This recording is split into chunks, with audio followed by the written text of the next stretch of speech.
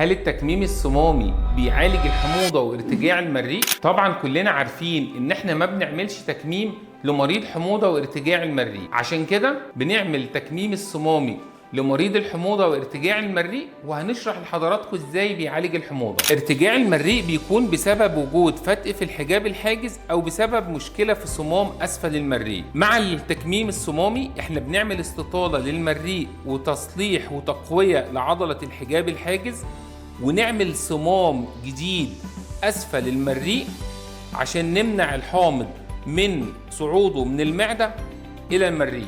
وكده ببساطة هو عملية التكميم الصمامي هو نفس خطوات عملية التكميم، وبيتم تغليف خط الدبابيس بعد قص المعدة لتقوية خط الدبابيس عشان نمنع التسريب أو النزيف. والتكميم الصمامي هو زيادة في عمل صمام جديد لأسفل المريء وتقوية لعضلة المريء عشان نمنع الحموضة وارتجاع المريء، عشان المريض حياته تكون أفضل بعد العملية وبدون أي مشاكل أو مضاعفات الحموضة وارتجاع المريء. وبكده نقدر نعمل لمريض الحموضة وارتجاع المريء عملية تكميم المعدة وإحنا مطمنين من عدم حدوث مشاكل بعد العملية، وحياته هتكون أفضل.